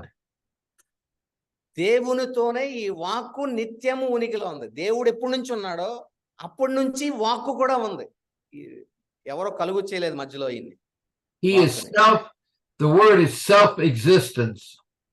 ఆయన స్వయము ఉనికిలో ఉన్నాడు. ఎవరో కలుగు చేస్తే వచ్చేవాడు కాదు ఆయన. ఈయనకీనే ఉనికిలో ఉన్నటువంటి వ్యక్తి వాక్కు అనేవాడు. Jesus will say, I lay my life down and I take it up again. నేను నా ప్రాణమును పెట్టుటకును తిరిగి మరలా దాన్ని తీసుకున్నటకు నాకు అధికారం కలదు. Now in verse 4, 4వ వచనంలో we learn a phrase, in him was life. మనము ఆయనలో జీవముండెను అనే పదాన్ని మనం చూస్తాం. All of the life came out of this one person known as the word. సమస్త జీవులన్నిటిలో కూడా ఈ జీవము ఎవరి ద్వారా వచ్చిందంటే ఈ వాక్ అయిన దేవుని నుండే ఈ జీవం అంతా వచ్చింది. In Genesis, ఆది కాండంలో Moses writes, మోషే ఈ విధంగా రాస్తా ఉన్నాడు. God breathed into the nostrils of Adam and he became a living soul. ఆ మనుషుని నాసికారంధ్రములో జీవవాయువు ఉదగా మనుషుడు జీవాత్మ అయ్యెను. The word breathed into the nostrils of Adam. Walk అయిన దేవుడు ఆదాము నాసికారంధ్రములో జీవాన్ని ఊదగా మనుషుడు జీవము పొందినట్లుగా మనం చూస్తా ఉన్నాం. Adam's life came from the word. ఆదాము యొక్క జీవము వాక్కు నుండి వచ్చింది. These are enormous claims. ఇవి చాలా అతీతమైనటువంటి సత్యాలుగా మరి విషయాలుగా మనం చూడొచ్చు. You should be challenged with them before you're baptized, not afterwards. ఇవన్నీ మనకి బాప్తిస్మానికి ముందే మనకి తెలిసినవిగా ఉండాలి, తర్వాత తెలుసుకోవడం కాదు. Now we continue with these 12 claims in John chapter 1 verses 1 to 5. యోహాను సువార్త 1వ అధ్యాయం 1 నుండి 5 వచనాల్లో 12 సత్యాలు వాక్కును గురించి ఇవ్వబడ్డాయి అక్కడ. In Genesis chapter 2, Adam is created. ఆదికాండము 2వ అధ్యాయంలో ఆదాము సృజింపబడ్డాడు. He knows he's a man. ఆయన మనిషిగా అనేది మనం అతనికి తెలుసు. He knows he's a creature. అతని ఒక జీవి అని అతనికి తెలుసు. He knows he's God's servant. దేవుని యొక్క స్నేహితుడు అనే విషయం అతనికి తెలుసు. The word gives intellect, knowledge, moral knowledge, spiritual knowledge to Adam. ఈ వాక్కైన దేవుడు ఆదాముకు నైతికమైన జ్ఞానము, ఆధ్యాత్మికమైన జ్ఞానము ఇచ్చినట్లుగా మనం చూస్తా ఉన్నాం. In Genesis 1 we read, and all that God made was good. ఆదికాండం 1వ అధ్యాయంలో మనం చూస్తే సృష్టిని చేసిన ప్రతిసారి కూడా దేవుని చేసినదంతయు మంచిదిగా ఉండెను, కనబడెను అనే మాటను మనం చూస్తాం. Something's going to happen to the world. కానీ ఆ మంచిదిగా ఉన్నటువంటి ప్రపంచంలో, ఆ లోకంలో ఒక చెడు ఏదో జరిగినడం మనం గమనించగలం. In Genesis 3, 1 to 6, ఆదికాండము 3వ అధ్యాయం 1 నుంచి 6 వచనాల్లో Adam and Eve are in the garden. ఆదాము అవ్వ ఏదెను వనంలో ఉన్నారు. Satan enters the garden. సాతాను ఆ వనంలోనికి ప్రవేశించింది. Adam watches his wife be tempted. ఆదాము తన భార్య అయిన అవ్వ శోధింపబడడం చూశాడు. He should have protected his wife. అతను వెళ్ళి భార్యను శోధింపబడకుండా కాపాడవలసిన బాధ్యత ఇతని మీద ఉన్నప్పటికీ He failed. కానీ అతడు ఆ విషయంలో పడిపోయిన వ్యక్తిగా మనం చూస్తా ఉన్నాం. కాపాడే విషయంలో భార్య He watched as she was tempted. ఆవిడ శోధింపబడడం ఇతను చూస్తూ ఊరుకున్నాడు. ఆమెను ప్రొటెక్ట్ చేయవలసింది దానికన్నా. He should have taken a club and beat that snake. ఒక చిన్న కర్ర తీసుకుని ఆ వచ్చిన సర్పాన్ని వెంటనే అక్కడ నుంచి తరివేసి ఉండొచ్చు. But like many men, he's a coward. చాలా మనుషుల్లాగే ఇతను కూడా దుర్మార్గుడిగా ఉండడం మనం చూస్తా ఉన్నాం. He did not protect his wife. అతని యొక్క భార్యను ఇతడు కాపాడలేనటువంటి పరిస్థితి అక్కడ మనం చూస్తా ఉన్నాం. She was deceived and fell into sin. అతడు మోసము చేయబడి పాపములో పడిపోయినట్లుగా మనం చూస్తా ఉన్నాం.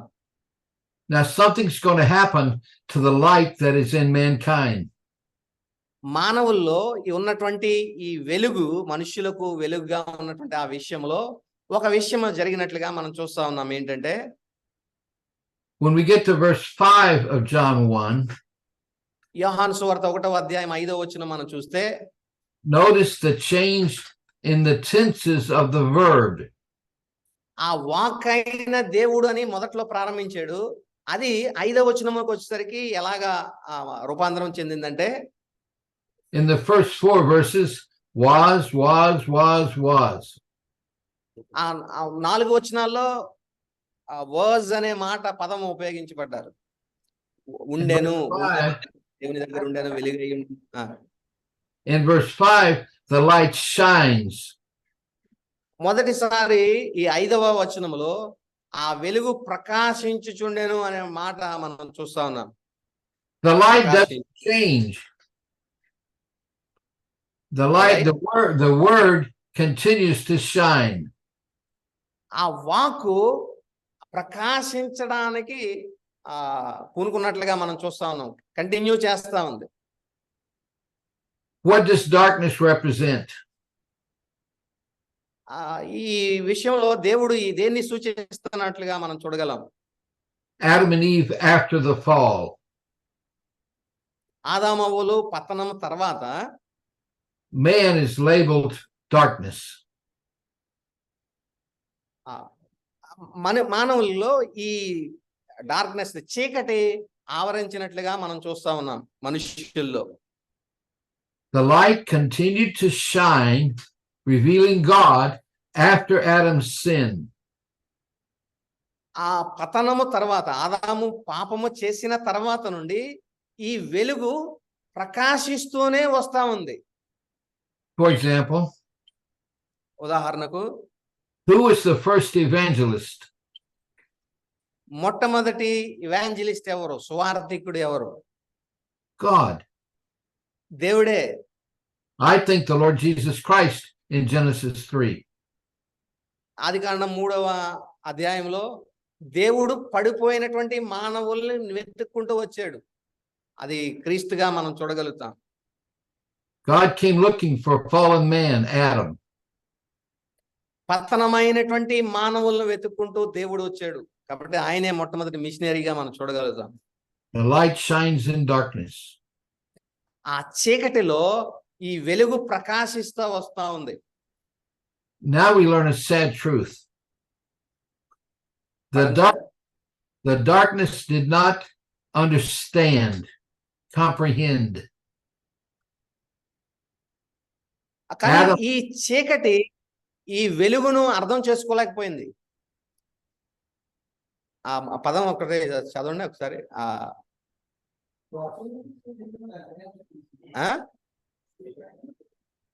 చీకటి ఆ వెలుగును గ్రహింపలేకపోయినట్టుగా మనం చూస్తున్నాం.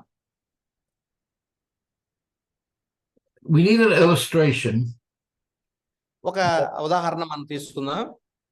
That shows that the light continues to shine in darkness. ఈ చీకటిలో ఈ వెలుగు ప్రకాశిస్తూ రావడానికి ఒక ఉదాహరణ మనం చూద్దాం. So the question is, how does the light or the word continue to reveal God? ఈ వెలుగు ఏ విధంగా దేవుణ్ణి చూపిస్తా ఉంది? ఆ వెలుగు ప్రకాశిస్తా ఉంది కదా, దేవుణ్ణి ఏ విధంగా ఈ వెలుగు చూపిస్తా ఉంది? The answer comes at verse 14. 14వ వచనంలో ఈ సత్యాన్ని, ఈ ప్రశ్నకు సమాధానాన్ని మనం చూడగలుగుతాం.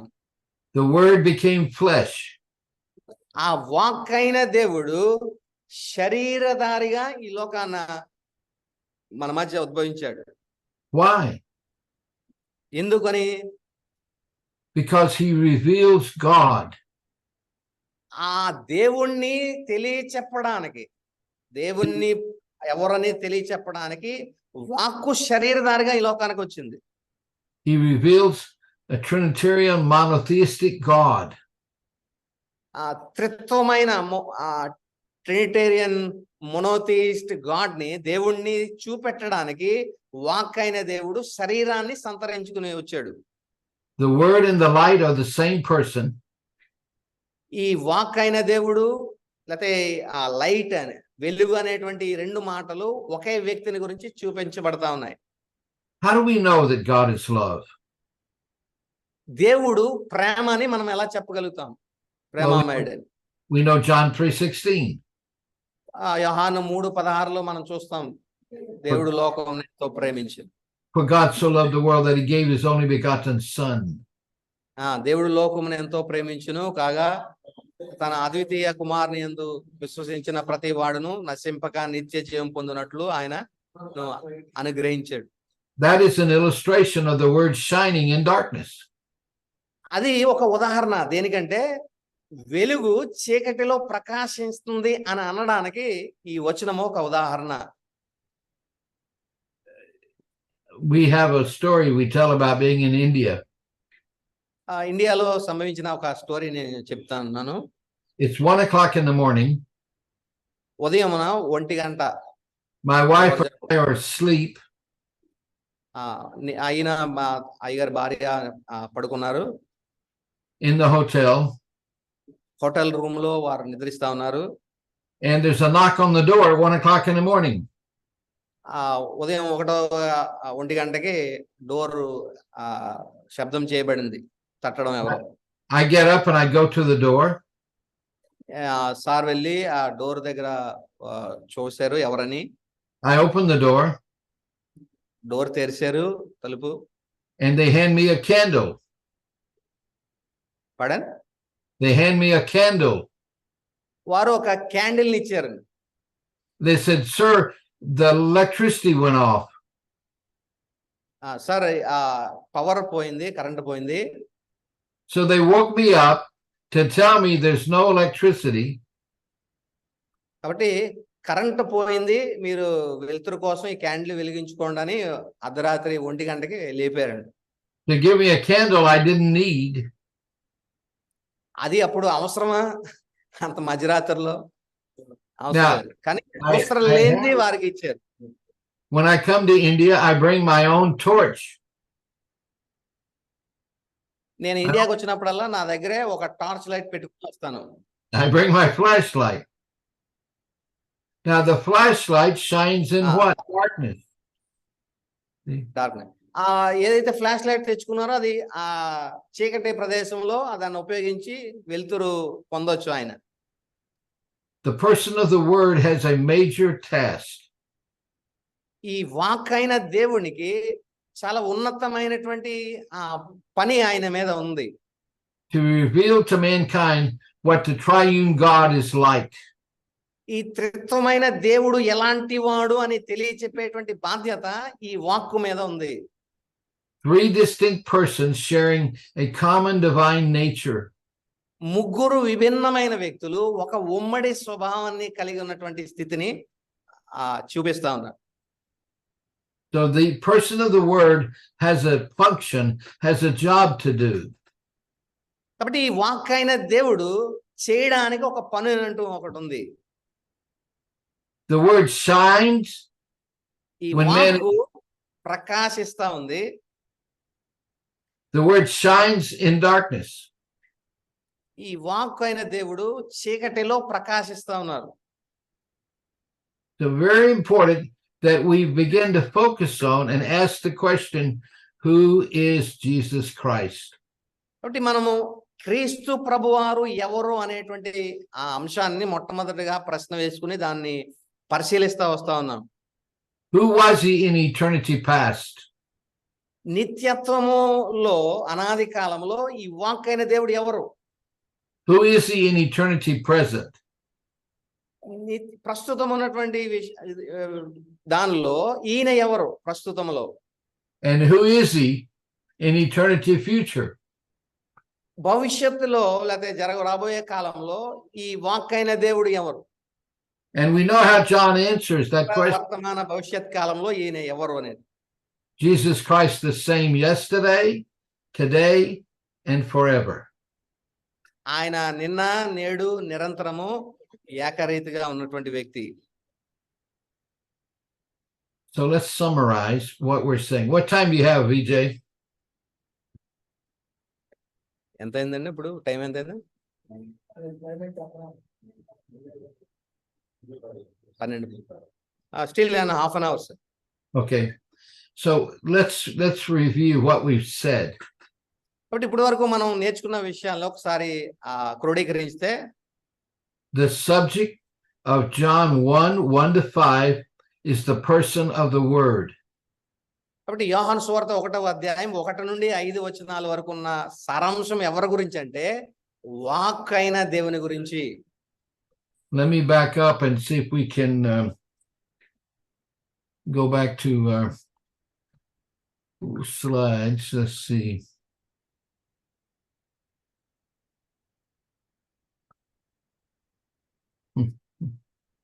Well, we'll use this in reference. Okay. When you think back to John 1:1, 1వ అధ్యాయము 1వ వచనాన్ని ఒకసారి మనం చూస్తే, in the beginning, ఆరంభమందు, ఆదియందు, the word already exists.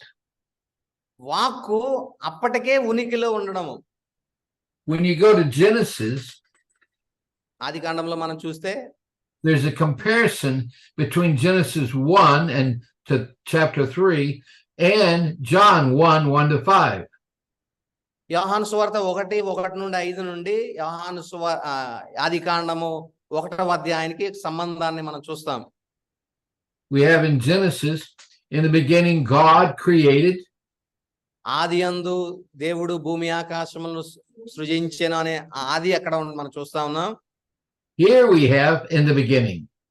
ఇక్కడ కూడా యోహాను సువార్త 1:1లో ఆదియందు వాక్యం ఉండెను అని, అంటే 2 చోట్ల ఆది అనే విషయాన్ని మనం చూస్తున్నాం. Beginning You have the Word and the God, plural beings, in verse 1b. కాబట్టి అక్కడ 2 వాటిల్లో కూడా అక్కడ దేవుడు అని ఉంటుంది, ఇక్కడ వాక్ అనేటువంటి మాటలు ఉంటా ఉన్నాయి. But in Genesis 1:1, the word God is a plural being. అక్కడ దేవుడు అనే ఆ మాట ఒకటి కాదు, అక్కడ ముగ్గురు త్రిత్వాన్ని మనం చూడగలుగుతాం. If you look down in chapter 1, verse 21, let us make man in our image, in our likeness. మొదటి అధ్యాయంలో మనం చూడగలిగితే మన పోలికలందు మన స్వరూపమందు నరుని చేయుదము రండి అని ఆ ప్లూరల్నెస్ మనం చూడగలుగుతాం, బహువచనాన్ని. When you have a plural pronoun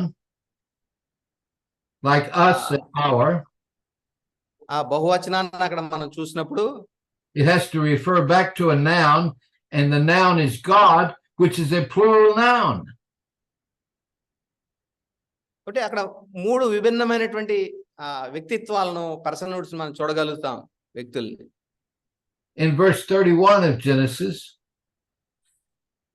31వ వచనాన్ని మనం చూస్తే 1వ అధ్యాయము ఆదికాండం, this plural God creates all things. కాబట్టి ఈ ప్లూరల్ గాడ్, బహువచనము దేవుడు అనేటువంటి ఆ సత్యంలో ఆయన ముగ్గురు కలిసిన ఈ సృష్టిని చేసినట్లుగా మనం చూడగలుగుతా ఉన్నాం. In verse 3 3వ వచనంలో of John's Gospel, the Word creates all things. మొదటి యోహాను సువార్త 1వ అధ్యాయం 3వ వచనంలో మనం చూస్తే ఈ వాక్కు అన్ని విషయాలను కలుగు చేసినట్లుగా మనం చూస్తా ఉన్నాం. The Word, the God, and the Holy Spirit create all things. Walk అయిన దేవుడు, దేవుడు, పరిశుద్ధాత్మ దేవుడు కలిపి ఈ విషయాలను సృజించినట్లుగా, సృష్టిని ఎంత చేసినట్లుగా మనం చూస్తా ఉన్నాం. In Genesis 3:1-6, 3వ అధ్యాయం ఆదికాండం 1-6 వచనాల్లో Adam and Eve are tempted. ఆదాము అవ్వలు శోధింపబడ్డారు. Darkness entered the human race. చీకటి మానవ జాతిలోనికి ప్రవేశించడం మనం చూస్తాం. In John 1:5, the light shines in darkness. యోహాను 1:5లో అప్పుడు ఎంటర్ అయిన చీకటిలోనికి వెలుగు ప్రకాశించినట్లుగా యోహాను 1:5లో మనం చూస్తా ఉన్నాం. In Genesis 3:7-15, ఆదికాండము 3:7-15 వచనాలు చూస్తే God reveals himself. దేవుడు తనకు తానే బయలుపరుచుకున్నాడు, ప్రత్యక్షపరుచుకున్నాడు. In Genesis 3:15, Adikandam 3:15లో God's provision for sinful man. ఆ మానవునికి, పతనమైన మానవునికి దేవుడు ఇచ్చినటువంటి ప్రొవిజన్, సమకూర్పు మనం చూస్తా ఉన్నాం. John 1:14, the word becomes flesh. యోహాను 1:14లో ఆ సమకూర్పు ఏంటి అనేటువంటిది, ఎవరి ద్వారా ఇచ్చాడు అనేటువంటిది చూస్తా ఉన్నాం. ఆ వాక్యే శరీరధారిగా కృపా సత్య సంపూర్ణుడిగా మన మధ్యన, The creator of all things will become a man. ఏదైతే కలుగు చేసాడో, సమస్తమును కలుగు చేసినటువంటి వ్యక్తే ఇప్పుడు మానవునిగా భూమి మీదకి వచ్చినట్లుగా చూస్తున్నాం. It's so important that we understand who our creator is. కాబట్టి మన విమోచకుడు లేకపోతే మన సృష్టికర్త ఎవరు అనేది తెలుసుకోవడం చాలా ప్రాముఖ్యమైన విషయం. It's so important that we grasp who the person of the word is. త్రిత్వంలోని వాక్ అనేటువంటి దేవుని గురించి తెలుసుకోవడం చాలా ప్రాముఖ్యమైన విషయంగా మనం చూస్తా ఉన్నాం. What can we say in summary of what we're trying to communicate? కాబట్టి ఇప్పుడు దాకా నేర్చుకున్నటువంటి విషయంలో మరి సారాంశంగా మనం చూస్తే The God is a person. దేవుడు ఆ డయాగ్రామ్ లో చూస్తే ది గాడ్ అనేటువంటి వాడు ఆయన ఒక వ్యక్తి. The Holy Spirit is a person. పరిశుద్ధాత్ముడు ఒక వ్యక్తి. The Word is a person. వాక్కు అనే ఆ వ్యక్తి ఆయన ఒక వ్యక్తి. And they share the same identical common divine nature. ఈ ముగ్గురు దేవుడు వాక్కు తర్వాత పరిశుద్ధాత్ముడు ఈ ముగ్గురు కలిపి ఒక ఉమ్మడి స్వభావాన్ని వారు ముగ్గురు పంచుకుంటా ఉన్నారు. So as we struggle to comprehend what manner of man is this, వారు అనుకున్నారు కదా ఈయన ఎవరో అని. ఆ శిష్యులు గాలిని సముద్రాన్ని గద్దిస్తే అవి లోబడ్డాయి కాబట్టి ఈయన ఎవరో అని శిష్యులు అనుకున్నట్లుగానే మనము ఈయన ఎవరో అనేటువంటి ఆ సందేహం మనకి ఏర్పడొచ్చు. we must approach the same answer given by the apostle. అపోస్తుడైనటువంటి యోహాను ఏ సమాధానం ఈయన ఎవరు అనే దానికి సమాధానం ఏమిచ్చాడో యోహాను, మనం దాన్ని తీసుకోవాల్సిన వారమై ఉన్నాం. In a mysterious sense, ఒక విచిత్రమైన విషయము, we have three distinct persons existing in a common divine nature. ఒక ముగ్గురు విభిన్నమైనటువంటి వ్యక్తులు ఒక ఉమ్మడి స్వభావంతో ఉనికిలో ఉండడం ఒక మిస్టరీ. అది మనకి ఎప్పటికీ అది అర్థం కాదు ఎలాగ ఏంటి అనేది. We say they are co-equal. కాబట్టి వారు కో-ఈక్వల్, సమానము. ముగ్గురు ఒకరు ఎక్కువ ఒకరు తక్కువ అనేటువంటి పదం లేదు. Co-eternal. కో-ఇటర్నల్ అంటే నిత్యము ముగ్గురు ఉనికిలోనే ఉన్నారు. Without subordination. ఒకరు ఎక్కువ ఒకరు తక్కువ అనేటువంటి విధానం లేక ముగ్గురు నిత్యత్వం ఉనికిలో ఉన్నటువంటి వ్యక్తులు. Of the same substance. The same nature, same substance. Okay, ఒకటే విభిన్న ఉమ్మడి స్వభావంతో వారు ముగ్గురు ఉనికిలో ఉన్నట్లుగా చూస్తున్నారు. They are co-eternal. నిత్యము ఉనికిలో ఉన్నటువంటి వ్యక్తులు ముగ్గురు. Co-equal. నిత్యము సర్వ సమానంగా ముగ్గురు ఉన్నారు. Without subordination. ఒకరు ఎక్కువ ఒకరు తక్కువ అని కాకుండా ముగ్గురు సమానంగా ఉన్నారు. What's the fourth one? Co-equal, co-eternal, without subordination, of the same substance. Yes. కాబట్టి ఒకరు ఎక్కువ ఒకరు తక్కువ కాదు, ముగ్గురు సర్వ సమానము. So when we begin to struggle with the question, who is Jesus Christ? క్రీస్తు ప్రభువు ఎవరు అనే ప్రశ్న మనము వేసుకున్నప్పుడు, దానికి సమాధానం కోసం ఆలోచన చేసినప్పుడు, John is going to tell us there is one divine being, God. కాబట్టి యోహాను ఇచ్చినటువంటి సమాధానము ఒక డివైన్ నేచర్, ఒక ఉమ్మడి దైవిక స్వభావము ఈ ముగ్గురికి ఉంది. There are three distinct persons. ఉన్న ఒక దైవిక స్వభావాన్ని ముగ్గురు వ్యక్తులు పంచుకుంటా ఉన్నారు. But only one of those three persons became a man. ఈ ముగ్గురు వ్యక్తుల్లో ఒక్కరు మాత్రమే మానవత్వాన్ని సంతరించుకున్నారు. This is the problem we have. ఇదే పెద్ద సమస్య అండి మనకి. Remember, the disciples said, "What manner of man is this?" కాబట్టి శిష్యులు అప్పటికి అదే సమస్యలో వారు ఉన్నారు. ఏంటంటే ఈయన ఏ రకమైనటువంటి మానవుడో, ఈయన ఎవరో. గాలి సముద్రం కూడా దానికి సమాధానము, he's the God man. కాబట్టి దానికి సమాధానం ఏంటంటే ఈయన దైవిక మానవుడు, దైవ మానవుడు.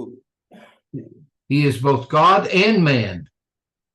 ఆయన పూర్తిగా దేవుడు, పూర్తిగా మానవుడు. He did not cease being God when he became man. మానవుడిగా ఉద్భవించడంలో ఆయన దైవత్వం ఏం పోలేదు. దేవుడుగానే ఉన్నాడు, దానికి తోడుగా మానవత్వాన్ని కూడా ఆయన సంతరించుకున్నాడు.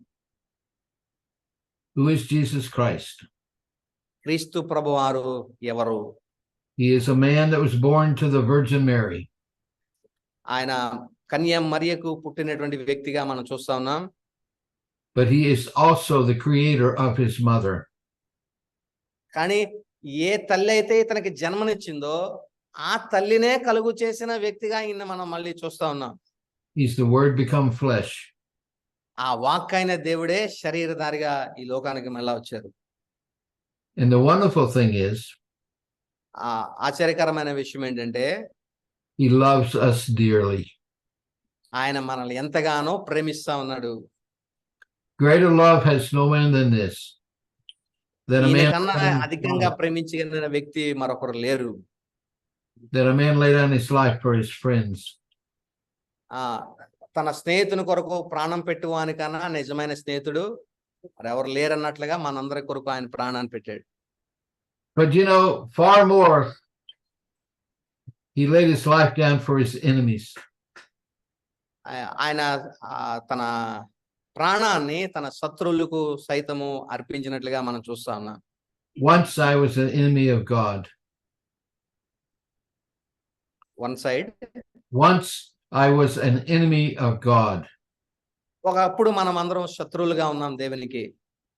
But Christ died for me. కానీ మన శత్రువులుగా ఉన్నప్పుడే దేవుడు మన కొరకు తన ప్రాణం అర్పించాడు. I love him because he first loved me. మనం ఆయన ప్రేమిస్తున్నాం ఎందుకంటే మొదట ఆయన మనల్ని ప్రేమించాడు కాబట్టి. How exciting to think that in this ఎంత ఆశ్చర్యంగా ఉంది ఈ విషయము.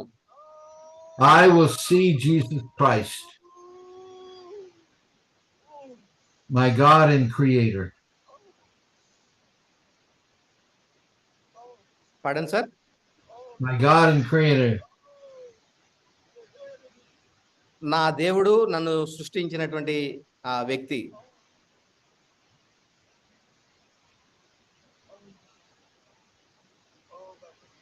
Hey, someone's trying to take control of the system. Brother Thompson garu. Yes, brother. Someone's trying to take control. Ambar is trying to. Delete చేయండి.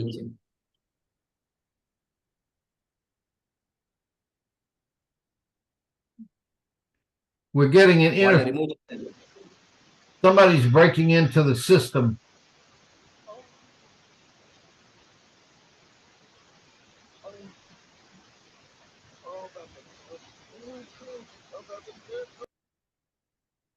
Okay, continue.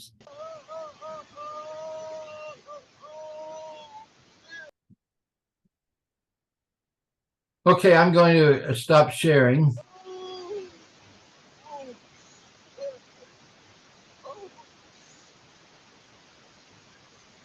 Okay. Okay, carry on, sir. Yeah, okay. They were trying to take over the system, and I couldn't go any further.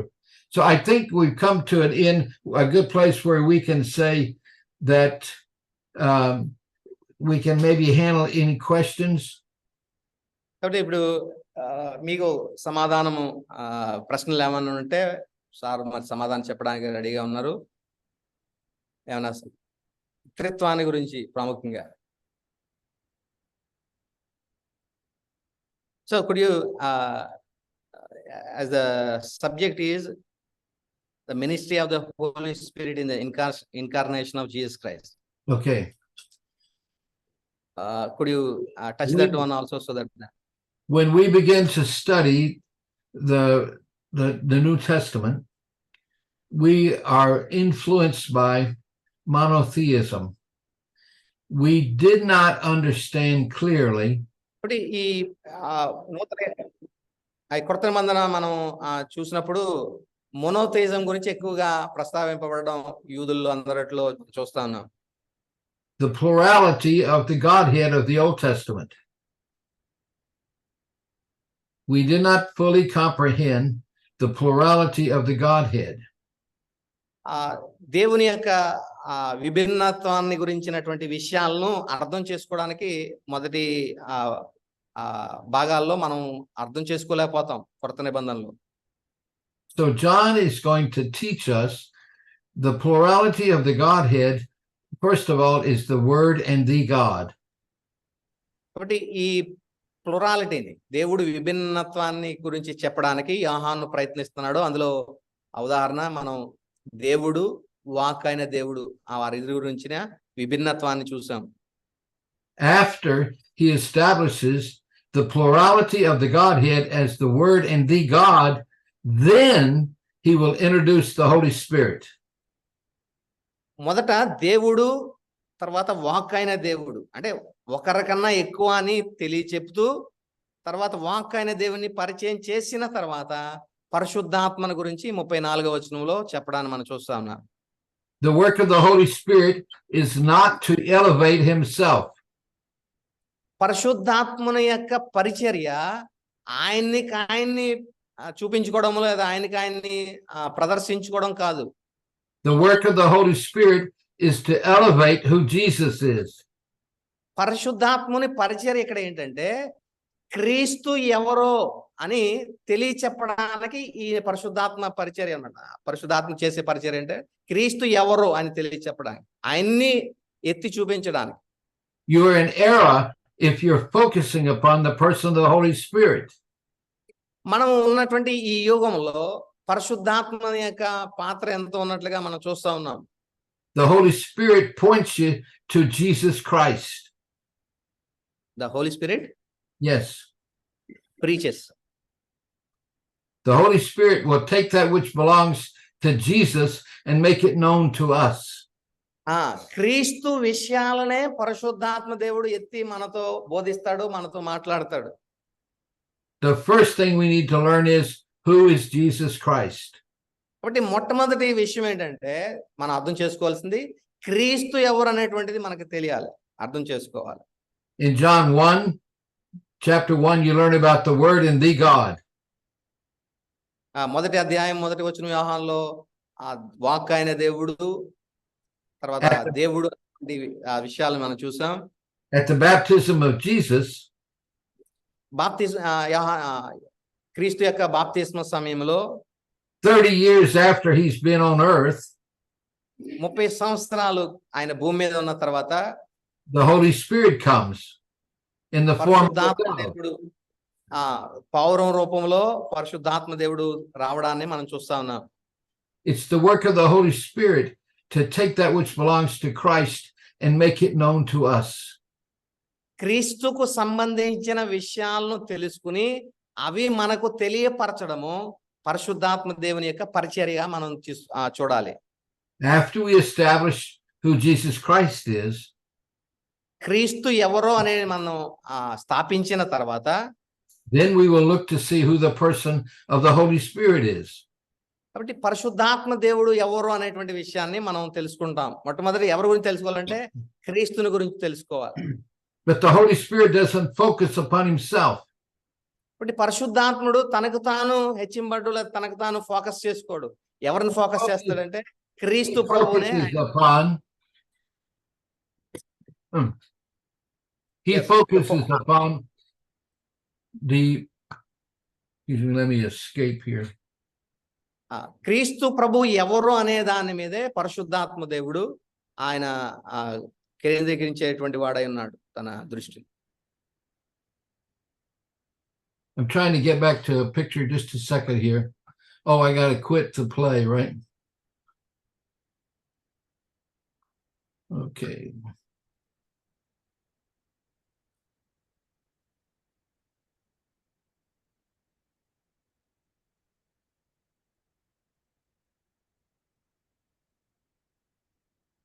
Trying to go back, but I don't want to lose you. Quit. I'm going to quit Keynote a minute. All right. Now we're back. Okay. So I want to come back to you guys. All right. So good. So the work of the Holy Spirit is to make known the Son. The best పరిశుద్ధాత్మ పరిచర్య ఏంటంటే కుమారుని గురించి తెలియచెప్పడము.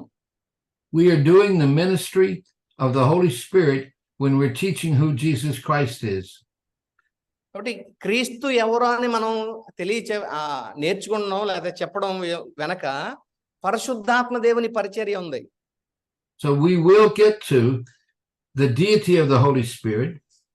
కాబట్టి పరిశుద్ధాత్మ దేవుడు ఎవరు అనేటువంటి ఆయన దైవత్వాన్ని గురించి మనం నేర్చుకుంటాము. We'll get to the ministry of the Holy Spirit. ఆయన చేసే పరిచర్య ఏంటి అనేటువంటి విషయాలు కూడా మనం నేర్చుకుంటాము.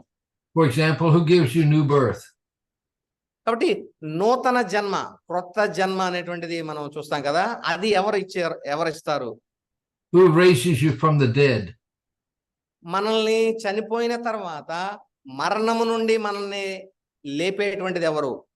Who indwells you? మనలో నివసించేవారు ఎవరు? Who bears witness with the scriptures to us? కాబట్టి వాక్యాల్ని మనతో సాక్ష్యము రూపంలో మనతో పంచుకునేటువంటిది ఎవరు? ఇవన్నీ పరిశుద్ధాత్మ దేవుని యొక్క పరిచర్య. Who teaches global evangelization? సార్వత్రిక సువార్తను ప్రకటించేటువంటి విషయము ఎవరు చేసేటువంటి పని ఇది? The Holy Spirit of God. పరిశుద్ధాత్మ దేవుడు చేసేటువంటి పని. Well, thank you for your time. ఒకటి మీ సమయం కొరకు వందనాలు. ఎవరన్నా ప్రశ్నలు ఉంటే అడగొచ్చు ఈ త్రిత్వాన్ని గురించినటువంటి. I know this is a difficult lesson. ఈ అంశము కొంచెం కష్టతరమైనటువంటిది. It takes much time and thought on your part to study the scriptures. దీనికోసం ఎక్కువగా ఆలోచించాలి, ఎక్కువగా అర్థం చేసుకోవాలి, మనకు అర్థం అవడం కోసం. There is a one question, sir. Yeah. చెప్పండి.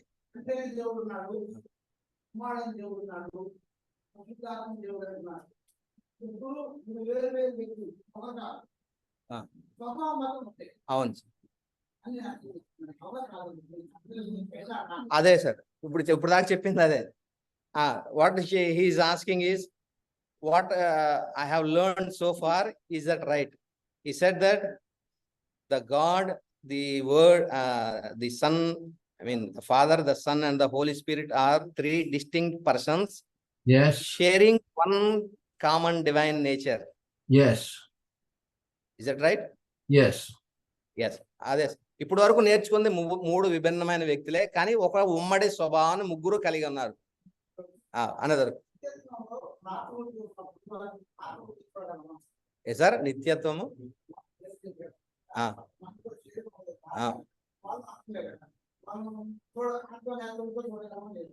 శరీరం ఉంటదండి. మన శరీరం ఉండదని అన్నకూడదు. మనకి శరీరం ఉంటది, కాకపోతే ఆ శరీరము మహిమా శరీరం. ఇప్పుడు క్రీస్తు ప్రభువారు లేచిన తర్వాత ఆయన ఏంటారు మేకులు ఎక్కడ వేసారో అక్కడ కన్నాలు ఉన్నాయి. ఆ కన్నాల్లోనే తోమ చేలి పెట్టి చూడడం, అంటే ఎక్కడ కన్నం పడిందో ఆ కన్నం చోట ఆ శరీరము ఆ ఆకృతి ఆ విధంగానే ఉంటది. ఆ మహిమా శరీరంకు ఉండే ఆ అడ్వాంటేజెస్ అవి. వాళ్ళందరినీ ముగ్గురిని with a glorified body can we see the three distinct persons, the God, the Son and the Holy Spirit? It's a great question. మంచి ప్రశ్న అడిగారు సార్, కూర్చోండి. In Hebrews chapter 12, హెబ్రీ పత్రిక 12వ అధ్యాయంలో there's a comparison between two cities. రెండు పట్టణాల గురించిన ఆ కంపారిజన్ మనం చూస్తా ఉన్నాం. And the text says, we have come to the city of God. దేవుని పట్టణానికి మనం వచ్చి ఉన్నాం అనేటువంటి ఆ మాట అక్కడ ఉపయోగించడం చూస్తాం. I'd love to come to Vijayawada. నేను విజయవాడ రావాలని అనుకుంటున్నాను. And I can say I came to the new capital of Andhra. Andhra Pradesh యొక్క నూతన క్యాపిటల్ దానికి రావాలని ఎంతగానో ఆశపడతా ఉన్నాను. And I want to meet Vijay there. నేను వచ్చినాక విజయ్ని అక్కడ కలుస్తాను. But I want to go to the heavenly Jerusalem. కానీ పరలోక యెరూషలేముకి వెళ్ళిన తర్వాత and meet the God of the Bible. ఈ బైబిల్ యొక్క దేవుణ్ణి నేను అక్కడ కలుసుకుంటాను. God can give us new eyes to see him if he chooses.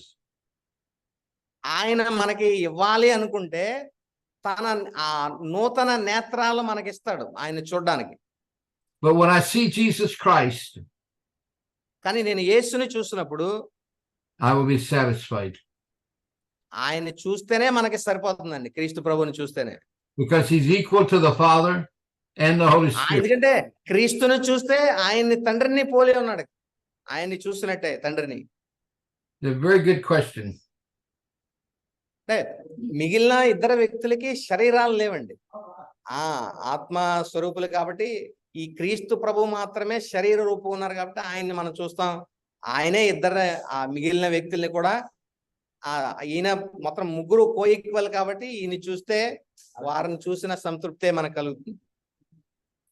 ఎవరైనా another question continue sir. When we get to heaven together, we'll see our God. Yeah. Okay, go ahead.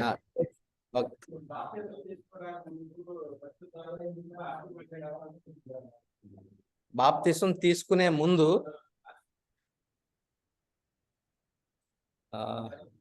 there is a question, sir. Is it possible to speak in tongues before baptism?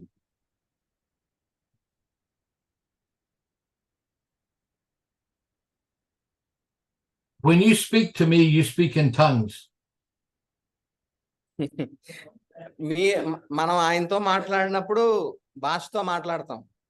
You speak to me in English. ఆయనతో English లో మాట్లాడొచ్చు. And you speak in Telugu. తెలుగులో మాట్లాడొచ్చు. In Acts chapter 2, అపోస్తలుల కార్యాలు 2వ అధ్యాయంలో there are 13 different known languages. 13 తెలిసిన భాషలు అక్కడ ఉన్నాయంట. అపోస్తలుల కార్యాలు 2వ అధ్యాయంలో అంటే ఆ భాషలో మాట్లాడే ప్రజలు అక్కడ ఉన్నారు. They were speaking in tongues before Peter stood to preach. వాళ్ళందరూ పేతురు ప్రసంగించడానికి ముందే మాట్లాడుతా ఉన్నారు. They were speaking a known language. తెలిసిన భాషను వారు మాట్లాడుతా ఉన్నారు. And when Peter spoke, when Peter spoke, they heard in their own dialect. పేతురు మాట్లాడినప్పుడు వారు వారి సొంత భాషలో వారు గ్రహించగలిగారు ఆ విషయాన్ని. There was no confusion. ఏ విధమైనటువంటి మిస్అండర్స్టాండింగ్ అక్కడ లేదు, కన్ఫ్యూజన్ లేదు. Okay. అంటే సార్ చెప్పింది ఏంటంటే బ్రదర్, వాళ్ళందరూ పేతురు ప్రసంగించిన తర్వాత హృదయాన్ని నొచ్చుకుని ఐలారా మేము ఏం చేయాలంటే బాప్తిసం పొందుకోండి అని ఆ తర్వాత పొందుకున్నారు. కానీ అంతకు ముందే వీళ్ళు మాట్లాడారు. అంటే అది భాష అంటే ఏదో తెలియదని కాదు, తెలిసిన భాష మాట్లాడారు. ఇంకెవరన్నా? We will deal with that subject in the future. ఈ విషయాలు కూడా ముందు రాబోయే ఈ పరిశుద్ధాత్మ దేవుని యొక్క పరిచర్యలో ఆ విషయాలు కూడా కవర్ చేస్తాము. The purpose of tongues is global evangelization.